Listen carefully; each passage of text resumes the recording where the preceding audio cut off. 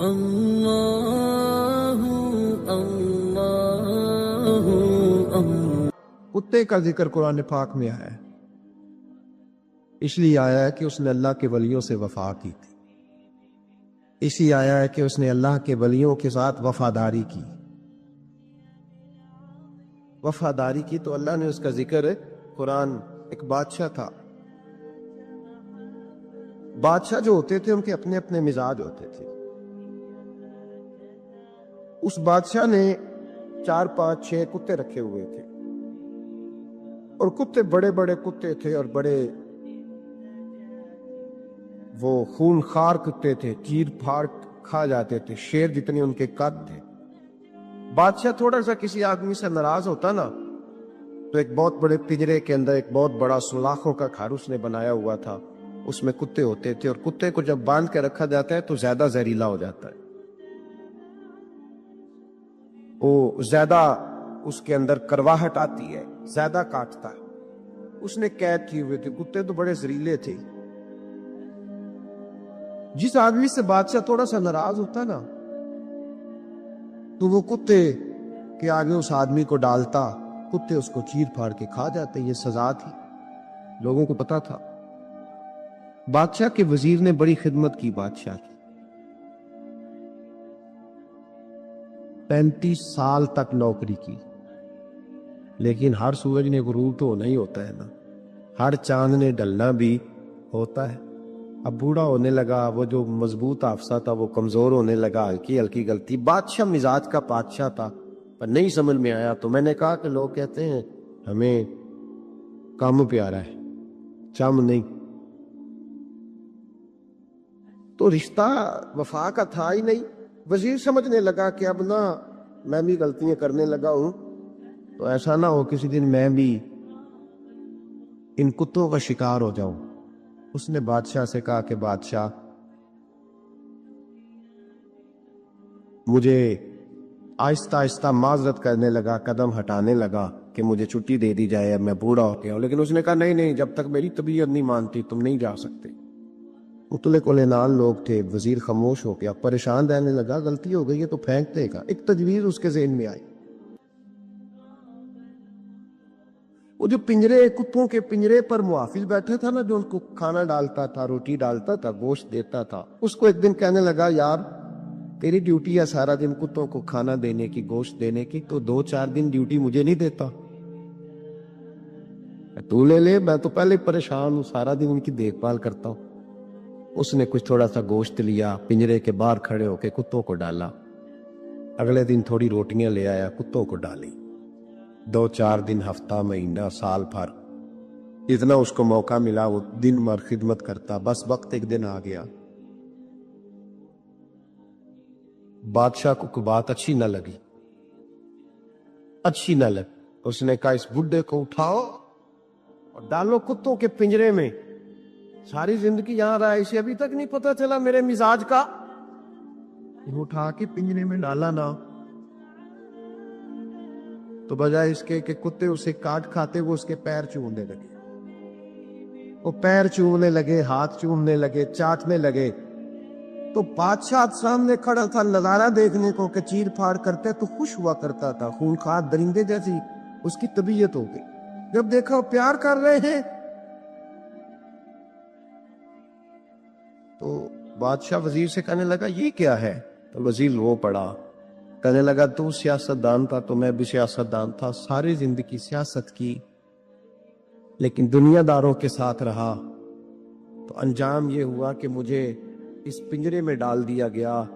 دیکھ تو بہت بڑا سیانہ تھا اور میں بھی سمجھدار تھا، وزیر رہا، لیکن ہمارا روح کا رشتہ نہ بن سکا۔ ارے ہم سے تو یہ کتے ہی اچھے نکلے، تیری 40 35 سال خدمت کی تو تو نے کتوں کے آگے ڈال دیا، انہیں تو چند مہینے روٹی ڈالی ہے، میرے وفادار ہو گئے۔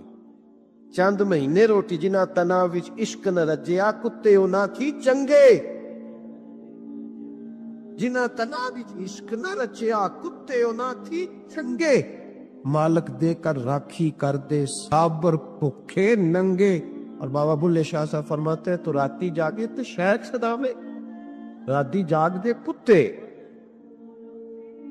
ਤੇ ਤੈਥੋਂ ਉੱਤੇ ਮਾਲਕ ਦਾ ਦਰ ਮੂਲ ਨੇ ਛੱਡ ਦੇ, ਭਾਵੇਂ ਮਾਰੋ 100 ਜੁੱਤੇ, ਤੇ ਤੈਥੋਂ ਉੱਤੇ ਰੁੱਖਾ ਸੁੱਖਾ ਖਾ। ਦਿਨੇ ਜਾਰ ਰੁੱਖਾਂ ਵਿੱਚ ਸੁੱਤੇ, ਤੈਥੋਂ ਉੱਤੇ ਇੱਕ ਬੁਰਕੀ ਦਾ ਕਦਰ ਪਛਾਨਣ, ਭਾਵੇਂ ਮਾਲਕ ਹੋ ਮਨ ਸੁੱਤੇ। एक बुरकी दा ऊपर खड़े होके काम नहीं कराना पड़ता कि मैं खड़ा रहूंगा तो काम सही होगा, जाऊंगा तो ना। एक बुरकी दा कदर पछानन, भावे मालक हो मन सुते। फिर अपने आप को मुखातब किया, कहने लगे उठ बुल्लिया, चल यार मना लै, नहीं ते बाजी लै गए नहीं कुत्ते। उठ बुल्लिया, चल यार मना लै, नहीं ते बाजी लै गए नहीं, जल्दी कर उठ जा, ये तो आगे गुजर गए तुझसे। ओ भाई याद रखो, रिश्ता वफा का हो तो कायम रहता है और बेवफाई का हो तो टूट जाता है। मदीने के महबूब सैयद आलम सल्लल्लाहु अलैहि वसल्लम ने मक्का फतह किया, शोर हो गया, इज़ा जा नस्रुल्लाह वल फतह, फतह हो गई, इन्ना फतहना लक फतहम मुबीना के जलवे नजर आने लगे। आज अरब का नक्शा बदल गया, हालात तब्दील हो गए, दुनिया बदल गई। महबूबे पाक सैयद आलम सल्लल्लाहु अलैहि वसल्लम इस शान से मक्के में दाखिल हुए कि हर कोने से नबी पाक के नाम के नारे बुलंद होते थे। अभी 10 साल पहले नबी पाक रोते हुए मक्के से निकले थे, 10 साल कबल रोते हुए गए थे और 2 गुलाम हुजूर के साथ थे। आज उसी मक्के में हुजूर आए हैं तो लगता है पहाड़ और पत्थर भी मेरे रसूल के नारे लगा रहे हैं। तो एक उरूज हो गया, हालात एक नया रुख इख्तियार कर गए। और मक्का मुकरमा के अंदर अल्लाह तबारक, अब तो इहाता बड़ा हो गया है, मुताफ बहुत बड़ा हो गया है, हरम शरीफ की मस्जिद को वुसअत दे दी गई है, लाखों लोग आ सकते हैं। उस वक्त जब 10,000 लोग आए ना, तो सीरत निगार कहते हैं यूं लगा जैसे दरख्तों पे भी लोग चढ़े हुए, पहाड़ों पे भी लोग, इतना मजमा था, कहाँ 2-3 लोग और कहाँ हजारों का इज्तिमा। मेरे नबी पाक सल्लल्लाहु अलैहि वसल्लम ने तवाफ किया ऊँटनी पे बैठ के काबे का, फिर मेरे महबूब तशरीफ लाए और हुजूर ने खाना काबा का दरवाजा खोला, फिर मेरे नबी पाक ने बुत तोड़े, फिर मेरे महबूब ने खाना काबा के दरवाजे में खड़े होकर खुतबा इरशाद फरमाया, फिर मेरे रसूल पाक सल्लल्लाहु अलैहि वसल्लम के जलवे जमाने ने देखे। इन सारे हालात में दुनिया ने एक वफा का अजीब मंजर देखा कि उस मौसम बहार में ना तो आवाज हजरत अबू बकर के नाम की बुलंद हुई, ना उमर फारूक और ना मौला अली के नाम की बुलंद हुई। उस मजमा आम में महबूब पाक की आवाज गूंजी तो रब करीम के हबीब ने फरमाया, आई ना बिलाल, मेरा बिलाल कहाँ है, मेरा बिलाल कहाँ, उसको बुलाओ ना, किधर है बिलाल। अजीब रंगे वफा देखा ना लोगों ने, ये वफा, फरमाया बिलाल किधर है।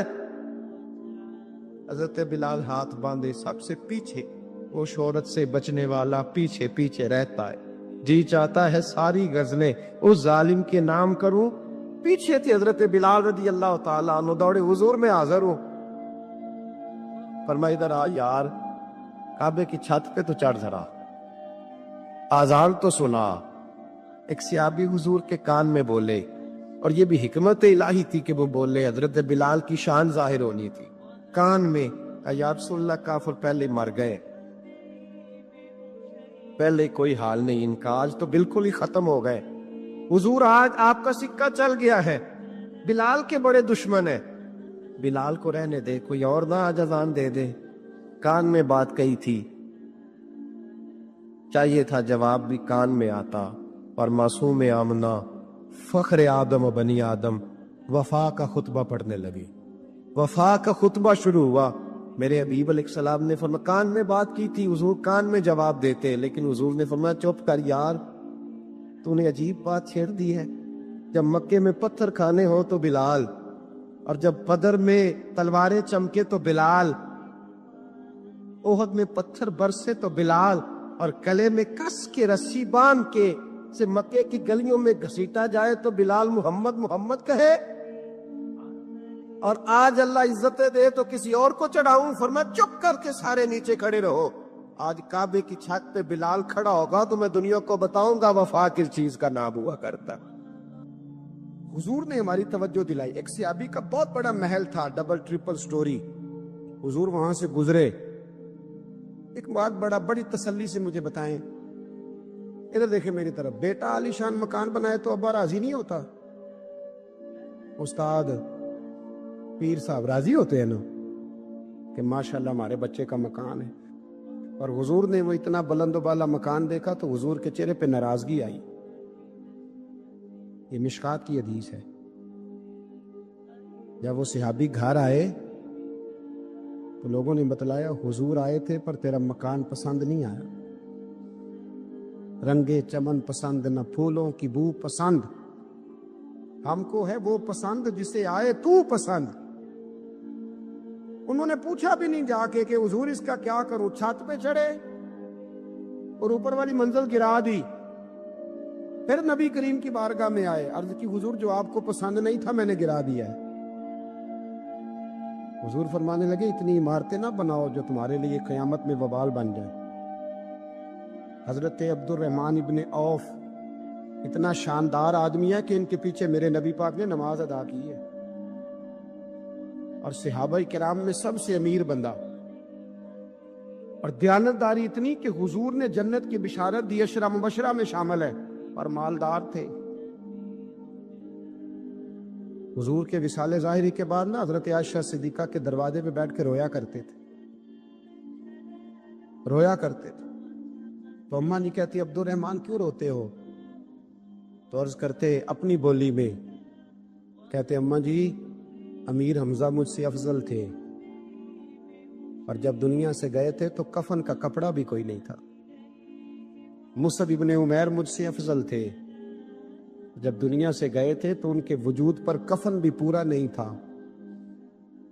میں ان سب سے چھوٹا ہوں پر اتنا مال ہے، سوچتا ہوں حساب کیسے دوں گا۔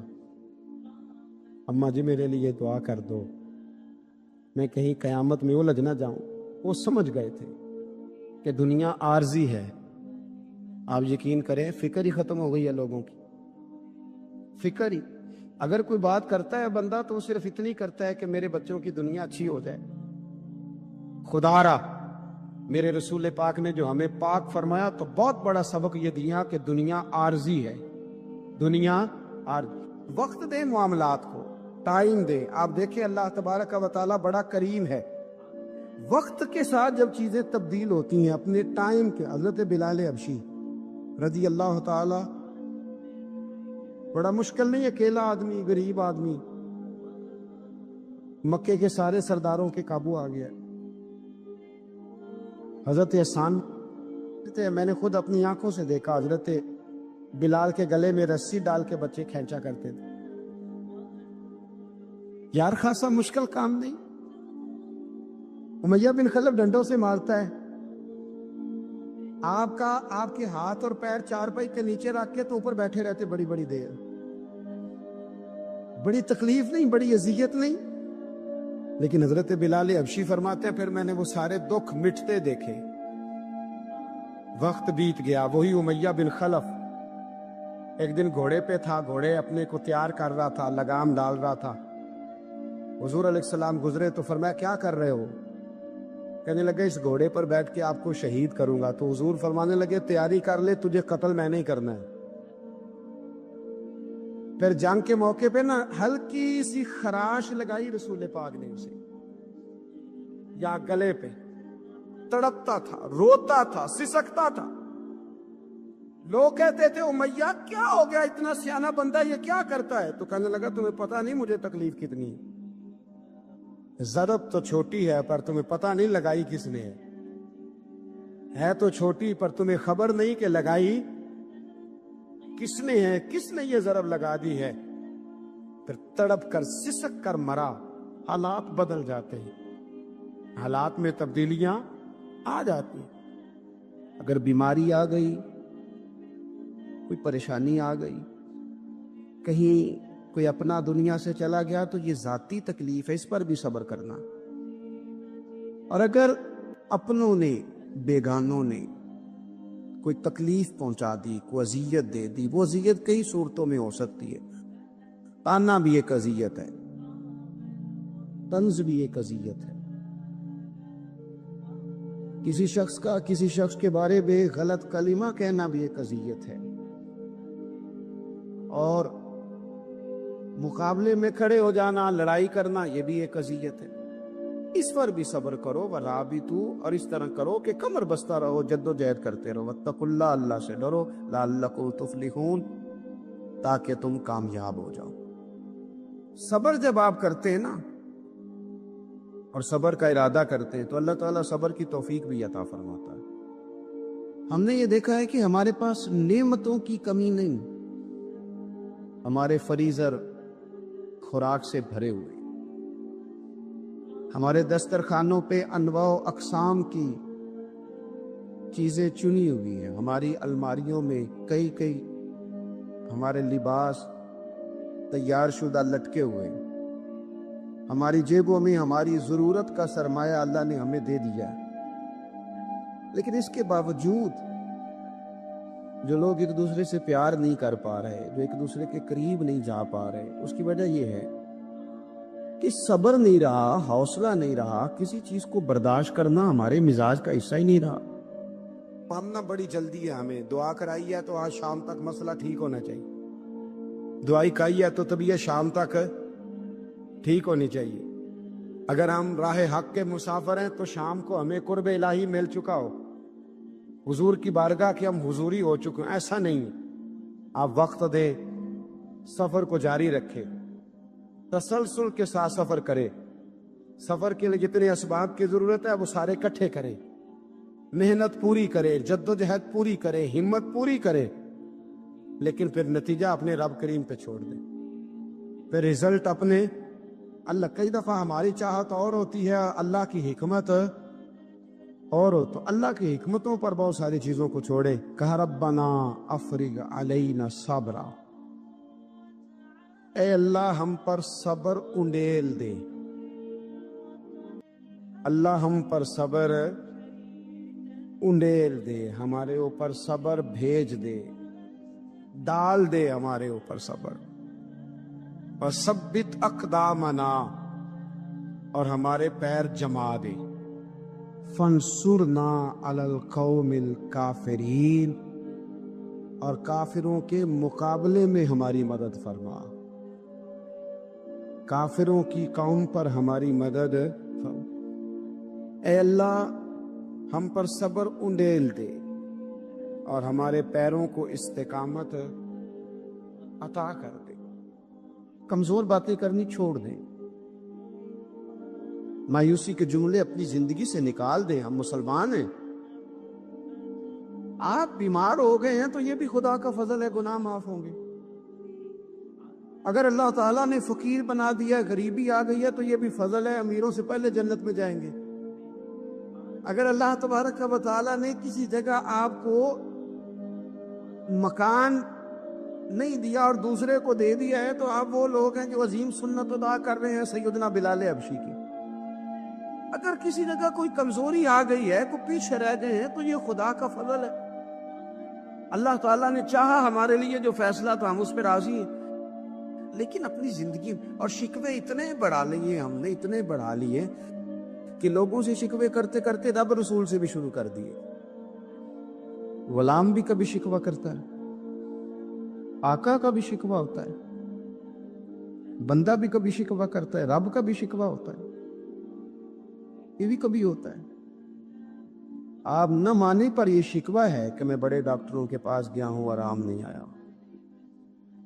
نہ مانے پر یہ شکوہ ہے میں نے کبھی کسی کو ستایا تو نہیں پر میرے حالات بھی ٹھیک ہوتے ہیں. آپ نہ مانے پر یہ شکوہ ہے کہ فلانے کے پاس دولت زیادہ ہے، اس نے پتہ نہیں وہ آگے نکل گیا اور میں پیچھے رہ گیا. نہ مانے پر یہ شکوہ ہے.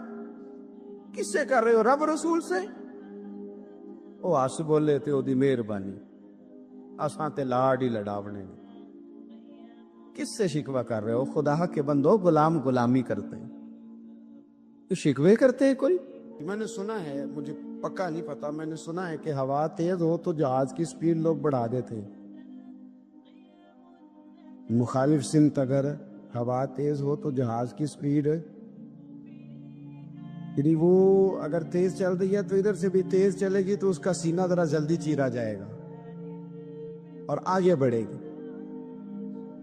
صبر اور استقامت اگر آپ نے زندگانی میں آگے بڑھنا ہے تو ان دو چیزوں کا وجود آپ کے ساتھ ہونا بڑا ہی ضروری ہے. ہمارے مزاجوں میں بڑی جلدی بے صبری آ جاتی ہے، باعث سے بات نہیں ہوتے، کسی بات میں ٹھہراؤ نہیں ہوتا، طبیعت کے اندر وہ والا مزاج نہیں ہوتا جو انسان کو آگے لے کے چلتا ہے، جو اس کو آگے بڑھاتا ہے. اگر آپ نے آگے بڑھنا ہے تو پھر ذرا آپ میں کے مزاج میں ٹھہراؤ ہونا چاہیے، پھر ذرا تھوڑا سا سکون ہونا چاہیے. میرے رسول کریم علیہ السلام کی خدمت میں ایک شخص نے عرض کیا تھا، یا رسول اللہ صلی اللہ تعالی وسلم مجھے کوئی ایسی نصیحت کر دیں کہ پھر مجھے کسی اور سے پوچھنے کی ضرورت نہ رہے. تو حضور نے ایک ہی جملہ کہا، فرمایا جب تو نے کہا نا کہ اللہ میرا رب ہے پھر ڈٹ جا، پھر اس پہ ڈٹ جا، پھر کھڑا ہونا سی. جب آپ میں استقامت ہوتی ہے، صبر ہوتا ہے. دیکھیں حالات جب بگڑے تو انہیں صحیح ہونے میں ٹائم لگتا ہے کہ فوراً ٹھیک ہو جاتے. آپ بیمار ہو گئے، تکلیف ہوئی، کوئی آپ کو بیماری لگ گئی، آپ ڈاکٹر صاحب کے پاس گئے، انہوں نے آپ کو دیکھا، ٹریٹمنٹ کی، پھر دوائیاں لکھیں، پھر انہوں نے آپ کو کہا کہ آپ کو 1 ہفتہ یا 1.5 ہفتہ دوائی کھانی ہے. یہ ایک شربت کی شیشی ہے، یہ ایک بوتل ہے، یہ ایک سیرپ ہے، 1 چمچ صبح 1 شام، اور پورا ہفتہ آپ نے استعمال کرنا ہے. اب آپ تو کہہ رہے تھے کہ میں نے ابھی ٹھیک ہونا ہے گھنٹے کے بعد، تو سارا نہ پی لوں، سیرپ سارا نہ پی لوں ابھی، اور 1.5 ہفتے کی دوائی ابھی نہ کھا لوں، تھوڑی تھوڑی کر کے بھی تو کھانی ہے نا، ساری کٹھی نہ کھا لوں، ہو جائیں گے ٹھیک؟ کیا خیال ہے آپ کا؟ نہیں ہوں گے. کیوں؟ اس لیے کہ جس ترتیب سے ڈاکٹر نے آپ کو بتلایا ہے آپ کا وجود اسی ترتیب سے اسے قبول کرے گا. آپ کا جو وہ مرض ہے وہ اسی ترتیب سے بہتر ہوگا جس ترتیب سے ڈاکٹر نے، طبیب نے، حکیم نے آپ کو بتلایا ہے. اسی مرتب ترتیب سے آپ نے اس کو دوا کو استعمال کرنا ہے، تو اسی ترتیب سے وہ سارے معاملات ٹھیک ہوں گے. اب آپ کا تو منشا تھا کہ میں نے سویرے فوراً اٹھنا ہے اور میں نے دوا کھانی ہے تو میں نے فٹافٹ ٹھیک ہو جانا ہے. تو بھئی یہ آپ کی منشا تو ہے، لیکن حکمت کا تقاضا یہ نہیں ہے. حکمت کا تقاضا یہ ہے کہ آپ کو 1 گولی کھانی ہے، 1 چمچ سیرپ کا پینا ہے، آپ کو مناسب پرہیز کرنا ہے، اس کے بعد جا کے آپ کی طبیعت ٹھیک ہوگی.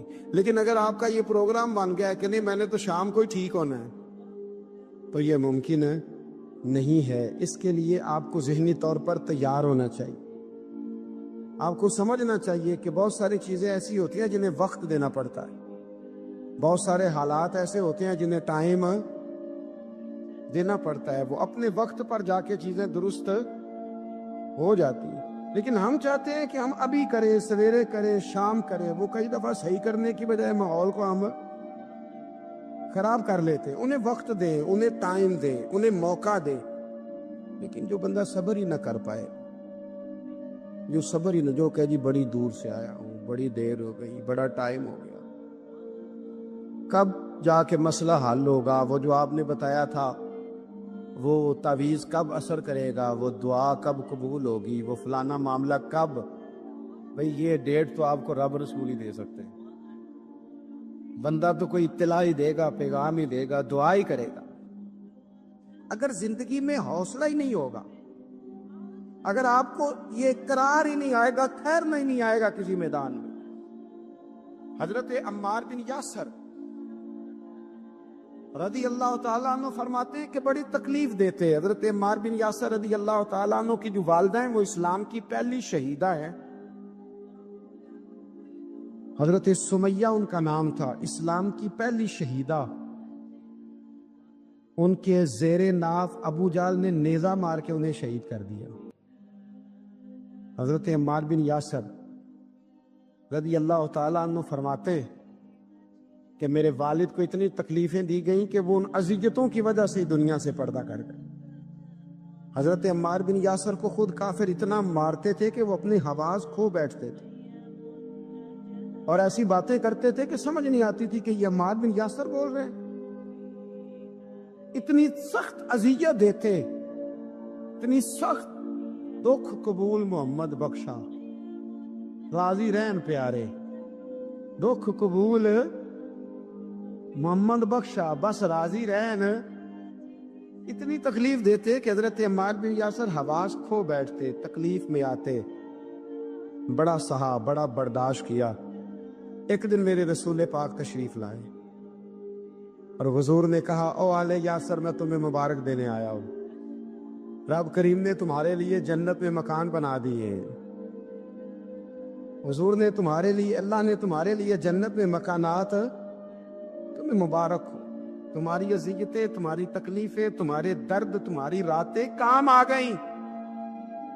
مالک نے تمہارے لیے مکانات بنا دیے ہیں، حالات ٹھیک کر دیے ہیں، طبیعتوں میں بہتری آ گئی ہے۔ میرے محبوب کریم، رؤوف الرحیم، سید عالم، نور مجسم، شفیع معظم، آقا دو عالم صلی اللہ تعالی علیہ وسلم نے انہیں خوشخبری سنا دی۔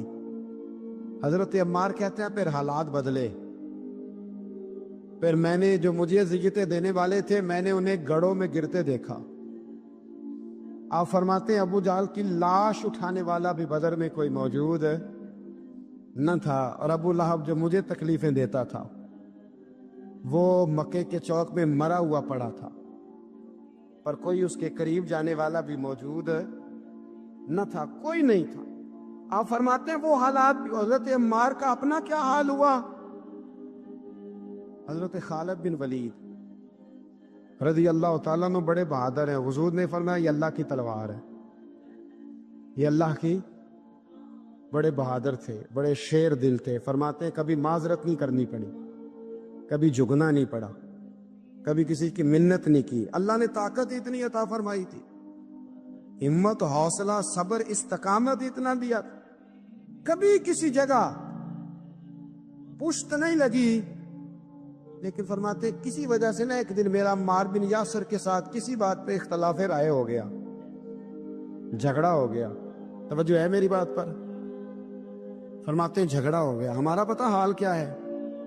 ہمارا یہ حال ہوتا ہے کہ ہمارا جھگڑا ہو جائے تو خیر ہے، لیکن اگر پڑوسی کے بچے لڑ پڑے تو ہم کہتے ہیں اس کی روزی پاک نہیں، اس کی تربیت ٹھیک نہیں۔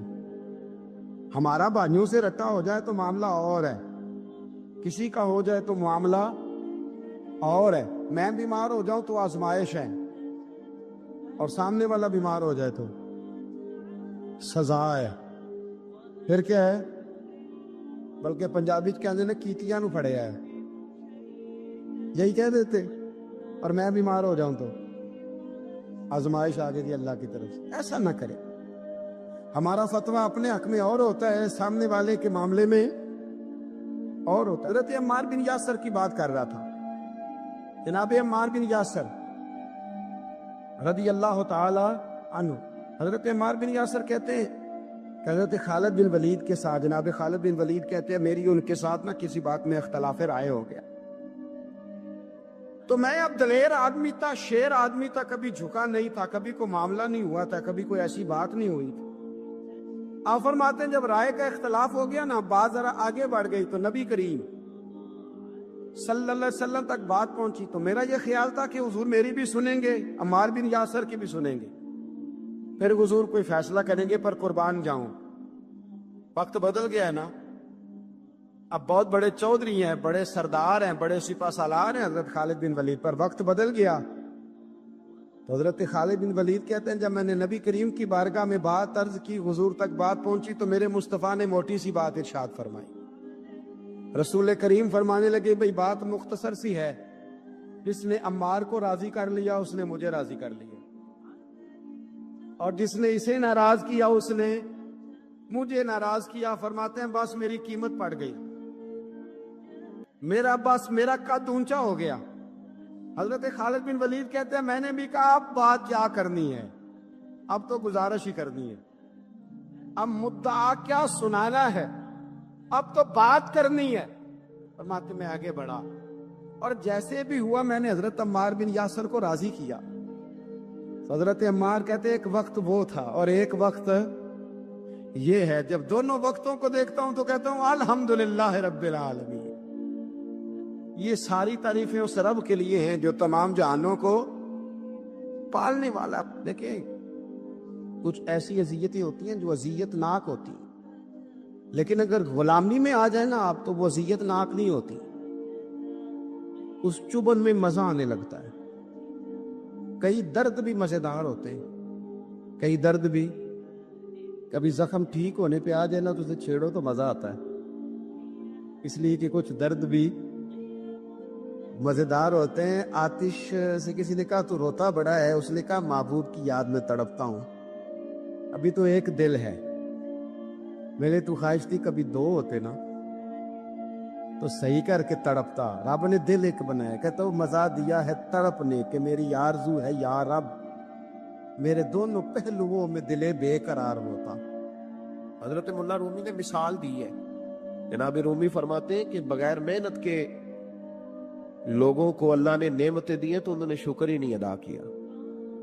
اندھے سے پوچھ آنکھ کی قدر کیا ہے، پوچھ اندھے سے، پوچھ معذور سے کہ ٹانگوں پہ چلنا کتنی بڑی نعمت ہے، کبھی پوچھ اس سے جس کا مکان تو ایک کنال میں ہے پر رونے والا بچہ کوئی بھی نہیں، پوچھ اس سے جس کی جیبیں دولتوں سے بھری ہوئی ہے پر کوئی نہیں کہتا کہ ابا 10 روپے دینا، پوچھ یہ کتنی بڑی تکلیف ہے۔ حضرت رومی نے لکھا ہے، وہ فرماتے ہیں کہ ایک والد تھا تو اس نے بڑی دولت کمائی تھی تو اس کا بیٹا بے دریغ ہی اڑاتا رہتا تھا، کبھی ادھر پیسے بھگا دیے، کمائے نہیں تھے نا، محنت نہیں نہ کی تھی، کمائے نہیں تھے۔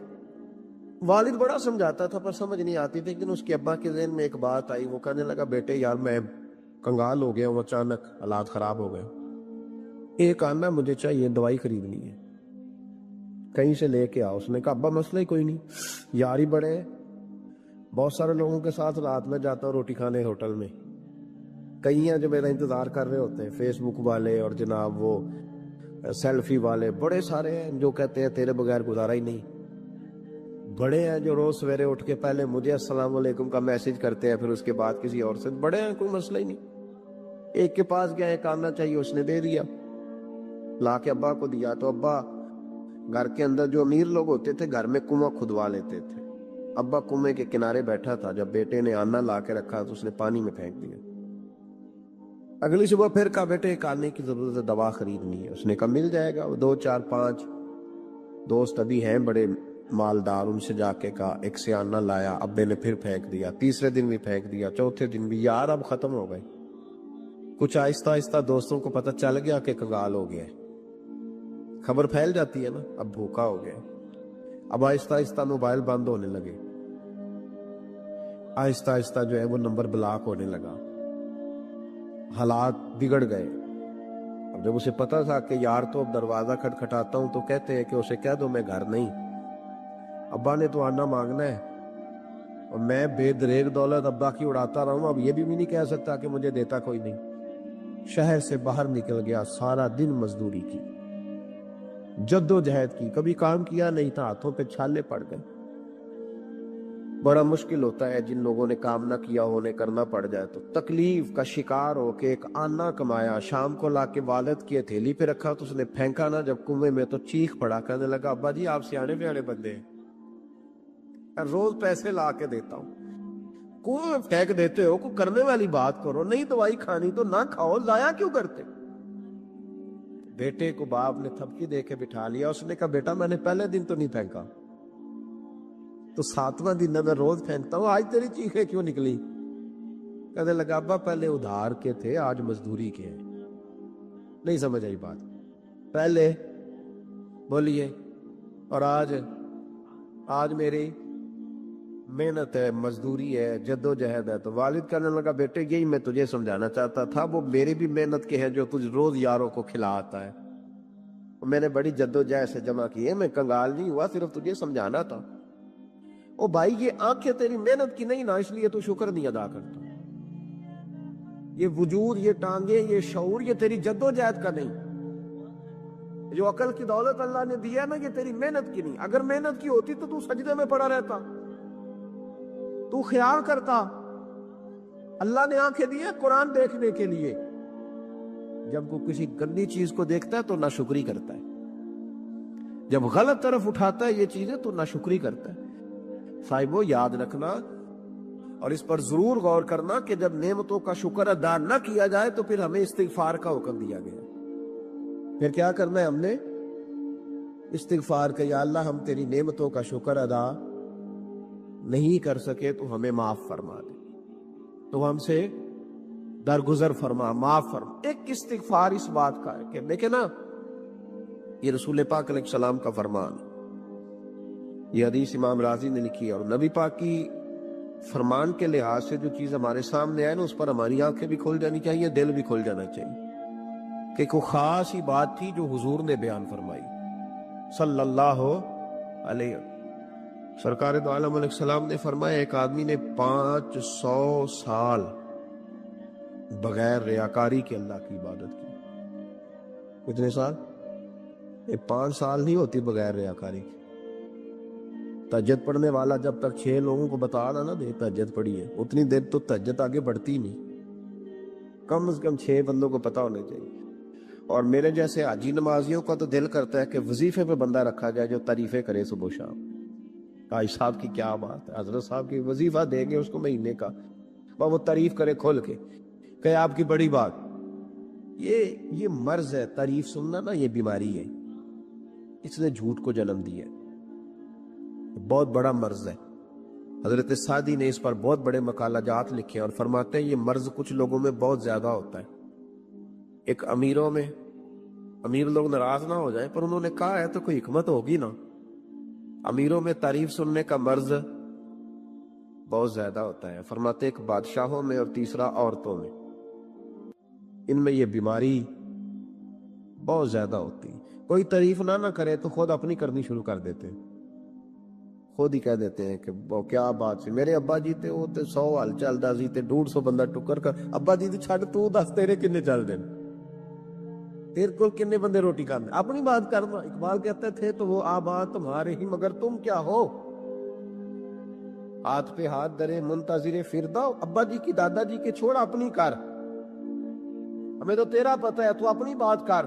تیرے اندر بھی کوئی چیز ہے کہ نہیں؟ ابا دادا تو سب کے بڑے، حضرت آدم کی اولاد ہے تو حضرت آدم نبی تھے، تو باپ دادا تو سب کے بڑے بڑے ہی ہیں. بات یہ ہے کہ اپنی بات کرنی چاہیے نا. یہ بیماری ہے، یہ نقص ہے. 500 سال بغیر ریاکاری کی عبادت، اور بیان میرے نبی کریم علیہ السلام فرما رہے ہیں 5. بولیے، یہ بہت بڑا مسئلہ ہے. دکھاوا نہ ہو، ریاکاری نہ ہو. ہم مجالس میں جاتے ہیں نا جناب، محافل میں، تو لسٹ ملتی ہے، یہ چودھری صاحب نے صدارت ہے، انہوں نے خصوصی تعاون کیا ہے، تو یہ فلانے صاحب ہے تو ان کا بھی نام لینا ہے. تو میں کبھی کبھی کہہ دیتا ہوں کہ یار آپ نے تو کہا تھا یہ نبی پاک کی تعریف کی محفل ہے، اور یہاں آپ نے لسٹ لگا دی ہے پوری تعریف کرنے والوں کی. کچھ ضروری ہے کسی کا نام لینا اور اس کا جناب ذکر کرنا اور اشتہار پہ اس کی فوٹو آنا؟ یہ کچھ ضروری ہے؟ ویسے بھی کوئی اچھا لگتا ہے کہ نبی پاک کے نام کی محفل اور میں صدارت کر رہا ہوں؟ ڈرنا چاہیے نا مجھے اللہ تعالیٰ. حضور کی محفل اور میری صدارت، اس پر کبھی غور کرے. اگر کوئی رائے طریقت کا مسافر ہوگا تو تڑپ جائے گا کہ نبی پاک کے نام کی محفل اور سرپرستی ایک ایسے آدمی کی جس کو وضو تک نہیں کرنا آتا. مالا دار ہے، وہ دھندا ہے معاذ اللہ تعالیٰ. جس کا جو دل کرے وہ کرتا جائے. 500 سال بغیر ریاکاری کی عبادت کی. 5 بڑا مشکل ہوتا ہے. حضور فرماتے ہیں یہی بندہ جب اللہ کے حضور کھڑا کیا جائے گا تو رب کریم اس سے کہے گا کہ چلو اس کو میرے فضل سے جنت میں لے جاؤ. تو عرض کرے گا مالک فضل تو ٹھیک ہے پر 500 سال لگائے میں نے. 5 وہ مولوی صاحب میری طرح کے بیچارے جو امام مسجد ہوتے ہیں نا، تو وہ بھی کہتے ہیں جب میں آیا تھا تو 30 بچے تھے مسجد میں، اب 80 ہو گئے. اور بھئی یہ بندوں کو بتانے کی کیا ضرورت ہے؟ یہ تو اللہ کی رضا کے لیے ہے نا، تو چھوڑ اس میں اتنا تذکرہ کرنے کی کیا حال ہے. 500 سال جس نے لگائے، بول پڑا یا اللہ 500 سال لگائے اور تو کہتا ہے کہ اس کو میرے فضل سے لے جاؤ۔ تو رب کریم نے فرمایا چلو کوئی نہیں، پھر انصاف کر لیتے ہیں، الٹی آنکھ کی روشنی نکال کے ترازو کے ایک پلڑے میں رکھو اور 500 سال کی بغیر ریاکاری کی عبادت دوسرے پلڑے میں رکھو۔ کبھی اس مریض سے پوچھنا جس کو ڈاکٹر کہہ دیتا ہے کہ تیری آنکھ کا علاج نہیں ہو سکتا، بے بس ہوتے ہیں ڈاکٹر، جواب دے جاتا ہے شعور۔ پوچھ کبھی اس شخص سے، کو کہتا ہے بس جناب اب آپ اپنی آنکھیں موجود ہونے کے باوجود آپ دیکھ نہیں سکتے، اتنی موٹی آنکھ لگی ہوئی ہے، لیکن روشنی اللہ چاہے تو دیتا ہے، نہ چاہے تو نہیں دیتا۔ ایک آنکھ کی روشنی ایک پلڑے میں رکھ لو اور دوسرے میں 500 سال کی عبادت رکھ دی، اللہ اکبر۔ تو رب کریم نے فرمایا اب تولو۔ جب تولی تو وہ عبادت تھوڑی تھی اور ایک نعمت زیادہ تھی۔ اللہ نے فرمایا یہ تو بھائی اس کو تو 500 سال دیے تھے، یہ تو ایک نعمت کا شکر نہیں ادا کر سکا، پکڑو اس کو دوزخ میں ڈالو۔ یہ کر کے کیا آیا ہے؟ پکڑو جہنم میں ڈالو، اس کو لے چلو۔ ترمذی شریف کے لفظ ہے، نبی پاک نے ہمیں سمجھایا اور ایک جملے میں ساری بات ختم کر دی۔ حضور فرمانے لگے تو اللہ کی تھوڑے دیے ہوئے رزق پہ راضی ہو جا، وہ بھی تیری تھوڑی عبادت سے راضی ہو جائے گی۔ اور اگر تیرا پروگرام ہے نا لمبی چوڑی جائیدادوں کا، تو پھر سجدے بھی لمبے کر، پر لمبے کر میں تو بھی۔ یہ کیا بات ہوئی؟ یہاں جتنی دولت بڑھتی جاتی ہے عبادت سکڑتی جاتی ہے، وقت ہی نہیں، ٹائم ہی نہیں، یہ بڑھا پھر۔ تو جب دوزخ میں جانے لگا نا تو پھر خیال آیا، تو حضور فرماتے استغفار کرنے لگا، کہنے لگا اللہ میں بھول گیا تھا، اللہ مجھے غلطی لگ گئی، استغفار کر رہا۔ تو جب اس نے استغفار کیا تو رب کریم تو پہلے ہی بڑا قبول کرنے والا ہے، یا اللہ میں بھول گیا، تو فرمایا چلو جو استغفار کرے اسے تو میں ویسے ہی معاف کر دیا کرتا ہوں، اسے بخش دو، اسے میرے فضل سے جنت میں لے جاؤ۔ پہلا استغفار ہمارے بزرگ نے ایک مراقبہ کراتے تھے، مراقبہ ان فی خلق السماوات والارض واختلاف اللیل والنہار لآیات لأولی الالباب۔ مراقبہ ہوتا تھا اللہ کی نعمتوں پر غور کرنے کا نام۔ تو اکیلا بیٹھ، گردن جھکا اور غور کر خدا کا فضل کتنا ہے اور میری اس میں محنت کتنی ہے، اس کا شمار کر۔ اس طرح کر کے 2 خانے بنا، ایک خانے میں اللہ کی نعمت رکھ اور دوسرے میں پھر اپنی محنت رکھ، اس کو کہتے ہیں مراقبہ۔ یہاں سے مراقبہ سٹارٹ ہوتا ہے، اور اگر تو شکر ادا کر رہا ہے تو پھر ٹھیک ہے، ورنہ پھر استغفار کر، پھر اللہ کے حضور معافی مانگ، پھر اس کے حضور آہوزاری کر، پھر اس سے کہہ کہ وہ معاف کرے۔ ہم لوگ یہ والا مراقبہ نہیں کرتے، اس لیے جو چیز ہے وہ تو میرا حق تھا، مجھے فٹافٹ دوسری بھی چاہیے۔ استغفار کریں اس لیے کہ ہم شکر ادا صحیح طور پر کر سکے، پھر اس کے بعد دوسرا استغفار اس وقت ہوتا ہے اللہ اکبر کہ جب انسان باشعور زیادہ ہو پر بے عمل بھی اتنا ہی زیادہ ہو، اسے بھی استغفار زیادہ کر دو چاہیے۔ آپ میرے سمیت کسی بھی آدمی کو چھیڑیں گے نا تو دنیا اور مافیہ کی وہ باتیں کرے گا، لیکن جب اس کا عمل دیکھا جائے گا تو کچا سا، پل پلا سا، کمزور سا۔ یعنی ایسے لوگ ہیں جو ماں باپ کی عظمت پر 6 گھنٹے تقریر کر سکتے ہیں، لیکن اگر ان کی اماں سے جا کے پوچھا جائے کہ بیٹے کا حال کیا ہے جی، تو کہتے ہیں بڑی تکلیف میں ہو، اپنے بیٹے کے سبب سے وہ بڑی آزمائش کا شکار۔ بھئی تیری 6 گھنٹے کی تقریر کا معنی کیا ہوا؟ تو لفظوں کے گورکھ دھندے کا ماہر ہے۔ مشکات شریف میں نبی پاک صلی اللہ علیہ وسلم نے فرمایا اللہ تعالیٰ نے نا حضرت سیدنا آدم علیہ السلام کو نا ان کی تمام اولاد کی صورتیں دکھائیں، گویا روحیں دکھائیں، نور دکھایا، چمک رہا تھا۔ تو حضرت آدم کی نظر پڑی حضرت داؤد علیہ السلام، یہ مشکات میں موجود ہے۔ تو آپ نے دیکھا بڑے خوبصورت ہیں حضرت داؤد علیہ السلام، تو فرمایا یہ میرا بیٹا بڑا حسین و جمیلہ، عمر کتنی ہوگی اس کی؟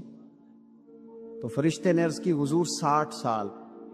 یہ عالم ارواح میں بات ہو رہی ہے۔ حضرت آدم علیہ السلام فرمانے لگے اس طرح کرو، میرے 40 سال کاٹ کے اس کو دے دو۔ حکم ہوا، حضرت آدم کی بات مان لو، وہ کاٹ کے 40 سال ان کی عمر مبارک کے حضرت داؤد کی عمر میں شامل کر کے لکھ کے مہر لگا دی گئی، حدیث میں لفظ ہے۔ نبی پاک صلی اللہ علیہ وسلم فرمانے لگے حضرت آدم کے وصال کا وقت آیا تو فرشتے نے آ کے کہا بابا جی چلیں. فرمانے لگے میرے تو 40 سال باقی ہیں. کہا حضور وہ تو آپ نے اپنے بیٹے کو دے دیے تھے. ایک بزرگ مجھ سے کہنے لگے کہ آپ دعا کریں میرے بیٹوں کو اللہ نرمی عطا کر دے. وہ بولتے نہیں ٹھیک، ان کا لب و لہجہ صحیح نہیں ہے. تو میں نے ان سے کہا کہ بزرگوں جہاں تک میں جانتا ہوں کوئی ایسی بات ہے تو نہیں. تو وہ کہنے لگے کہ جس طرح آپ سمجھتے ہیں نا ہمارے رشتہ دار بھی اور اہل علاقہ سارے یہی سمجھتے ہیں، پر میں تکلیف میں ہوں، میری بیوی تکلیف میں. میں نے کہا کہ پھر آپ یہ اتنی زیادہ پردہ پوشی کس بات کی؟ تو وہ کہنے لگے کہ ڈرتا ہوں. اگر لوگوں کے سامنے ہم بات کرتے ہیں تو لوگ کہتے ہیں کہ تم نے تربیت نہیں صحیح کی. اگر میں بات کرتا ہوں تو لوگ مجھ پہ شک کرتے ہیں، کہتے ہیں تو نے رزق نہیں صحیح کھلایا. تو میں درد میں رہتا ہوں.